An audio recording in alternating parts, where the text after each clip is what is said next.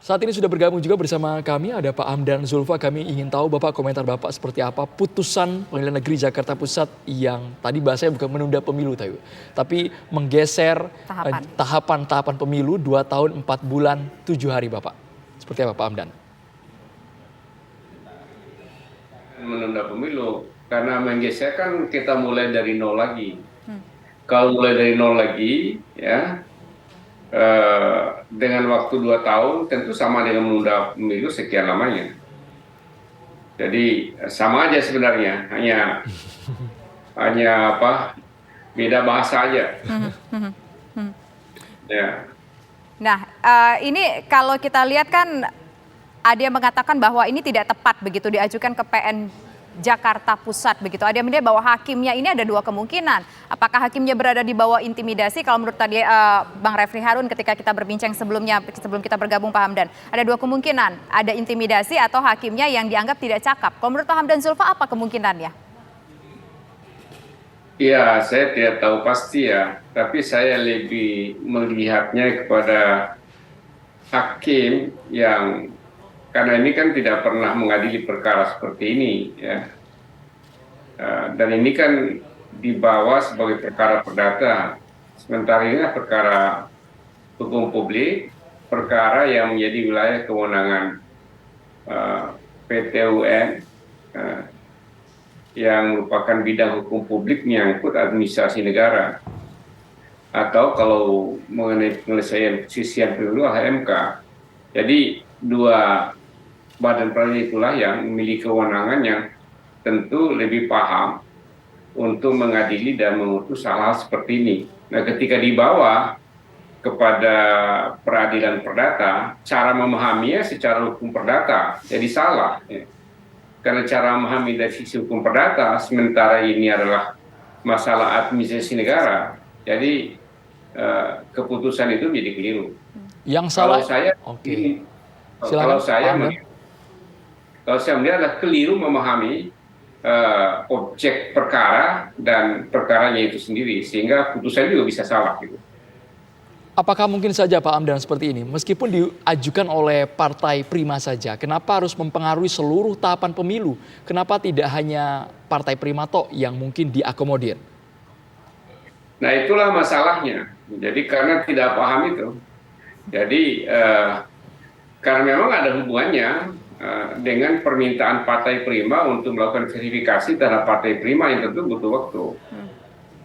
Tetapi walaupun ada hubungannya, ini kan menyangkut kepentingan yang lebih luas, ya, kepentingan negara, kepentingan partai-partai politik lain, kepentingan lembaga-lembaga negara yang harus melakukan pergantian pimpinan pada tahun 2024, dan kepentingan rakyat seluruh Indonesia yang bersiap-siap untuk melaksanakan pemilu tahun 2024 itu sesuai jadwal. Jadi kurang memahami bahwa betapa banyak kepentingan yang terkait apabila pemilu ditunda. Nah, kalau misalnya buat gugatan perbuatan melawan hukum hanya sebatas saja menghukum KPU karena kesalahannya, karena pelanggaran hukum dilakukannya untuk mengganti rugi kepada PT Prima, itu masih bisa diterima. Itu biasa dalam gugatan perdata. Tapi kalau ini menyangkut aspek publik yang luas, itu menjadi salah dan bukan bidangnya hukum perdata, bukan bidangnya peradilan perdata. Gitu. Oke, nah begini Pak Hamdan Zulfa, apakah kemudian kalau dianggap ini salah memahami kasusnya, salah memahami duduk perkaranya, apakah kemudian putusan ini punya legitimasi untuk diaplikasikan, untuk direalisasikan Pak Hamdan? Bagi saya putusan tidak mendapat legitimasi dari semua ahli hukum tanya pasti sama. Ahli hukum tata negara paling tidak, karena ini kan jelas. Kompetensinya bukan kompetensi peradilan perdata, masalah menunda pemilu. Jadi KPU tidak punya kewajiban untuk menjalankan putusan yang diputuskan oleh PN Jakarta Pusat ya Pak Hamdan ya? Bagi saya begini, kalau itu kan kaitan dengan putus serta-merta. Putus serta-merta itu dilaksanakan seketika gitu. Nah, kalau putus serta-merta itu dalam praktik hukum perdata harus ada ya penetapan eksekusinya. Penetapan eksekusi untuk melaksanakan putusan serta-merta. Nah, kalau sudah melaksanakan, kalau ada penetapan eksekusi, Nah itu sebenarnya baru timbul upaya paksa. Tapi saya kira dengan keputusan yang salah seperti itu, yang tidak tepat atau yang keliru seperti itu, ini menjadi masalah gitu. Tidak mungkin penetapan eksekusi itu keluar setelah semua orang ribut karena salah memahami objek perkara gitu.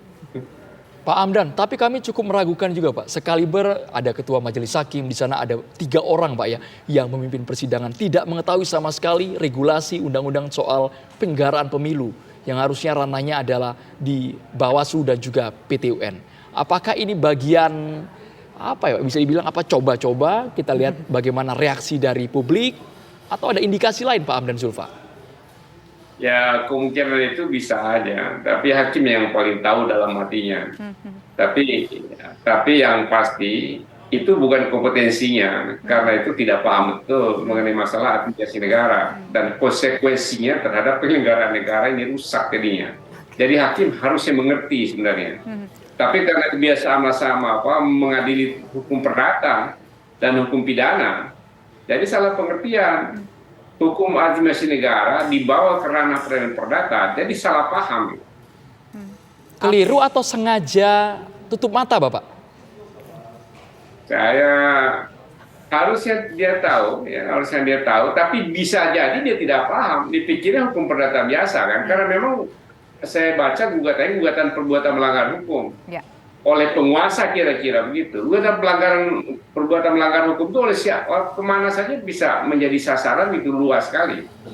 Pelanggaran hukum itu pelanggaran terhadap undang-undang atau peraturan undang-undang yang berlaku yang merugikan seseorang, maka seorang yang dirugikan itu berhak mengajukan gugatan gitu.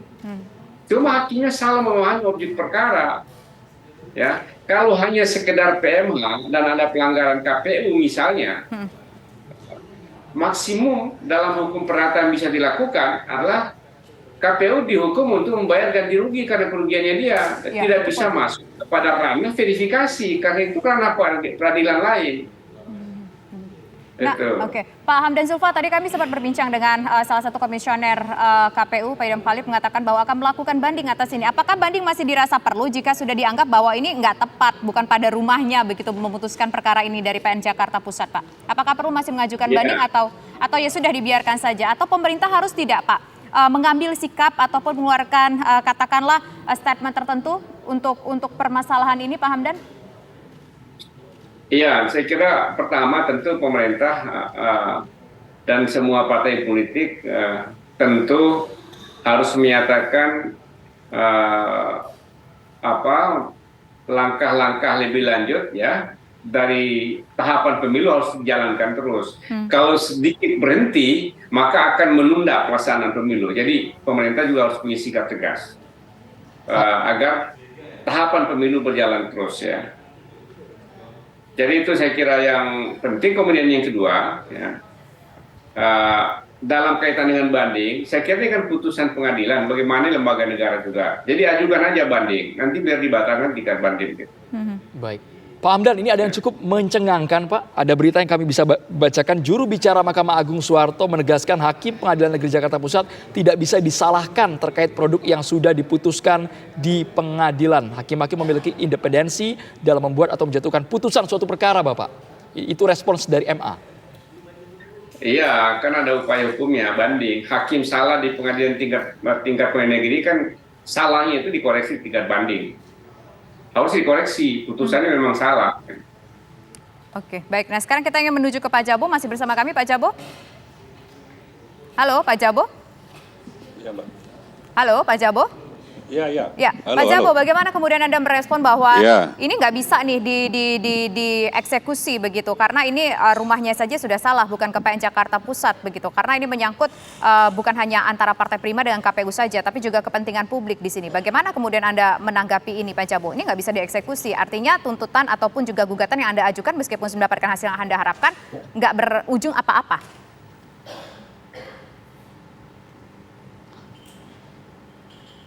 Saya koreksi Mbak, jadi tidak benar kalau misalkan pengadilan gitu loh, itu bukan ranahnya untuk mengadili ya perbuatan melawan hukum. Pengadilan negeri punya kompetensi untuk mengadili itu gitu loh. Dan kami punya hak untuk memasukkan permohonan itu ke pengadilan negeri gitu loh. Jadi jangan kemudian ini dianggap salah. Ya, yang lain begini Mbak. Banyak orang berpikir ya bahwa demokrasi itu hanya demokrasi prosedural gitu loh. Mereka tidak pernah berpikir bagaimana membangun demokrasi yang substansial. Yang saya maksudkan bahwa proses demokrasi ini gitu loh, itu harus jujur, harus adil, harus transparan gitu loh. Tetapi dalam proses yang kami alami di KPU ya sejak pendaftaran sipol sampai verifikasi administrasi perbaikan gitu loh. Banyak fakta-fakta yang kemudian KPU melakukan kecurangan-kecurangan terhadap partai kami.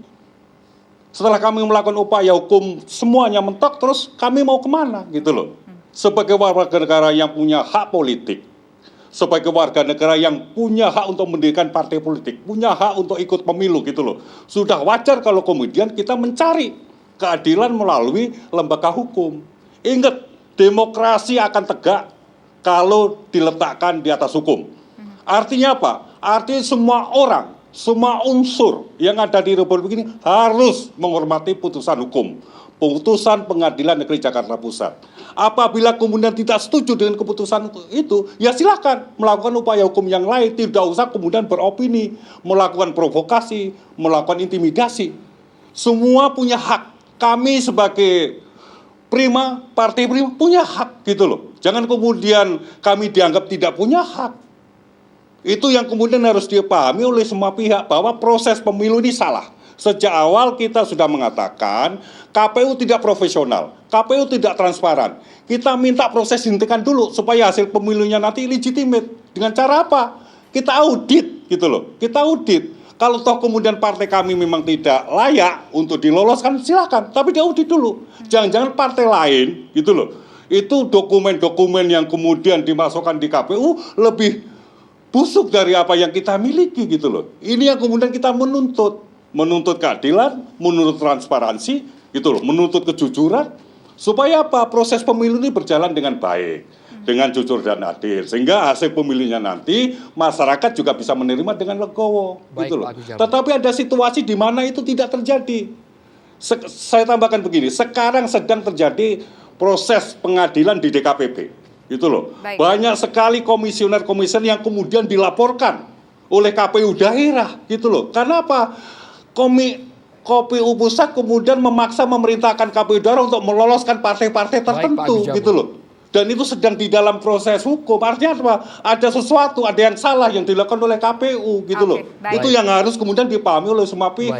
Pak Agus, kita ke Pak Hamdan. Pak Hamdan, singkat saja, konsekuensinya apa kalau memang itu betul-betul terjadi dan banding KPU yang kita tunggu sekarang masih belum tahu putusannya, tapi kan sekarang sudah menggegerkan. Rasanya semua pihak menolak putusan PN Jakarta Pusat itu. Konsekuensinya ke depan seperti apa atas putusan ini, Pak Hamdan Zulfa? Ini putusan belum kekuatan hukum tetap, jadi posisinya masih status quo, jalan aja terus. Kecuali kalau sudah berkekuatan tetap baru kita bicara mengenai hal itu. Jadi KPU jalan aja seperti biasa. Keputusan yang belum kekuatan hukum tetap itu ya belum dilaksanakan, masih ada proses banding dan kasasi, itu biasa aja. Dan masalah kompetensi, salah hakim pengadilan negeri memutuskan mengenai kompetensi itu hal yang biasa, bukan baru kali ini gitu. Ini kompetensi itu, ini kompetensi pengadilan negeri. Kalau setiap warga negara boleh mengajukan untuk mencari keadilan ke pengadilan manapun, tapi hakim yang harus menilai, oh ini, yang ini bukan kompetensi saya, ini kompetensi saya gitu loh.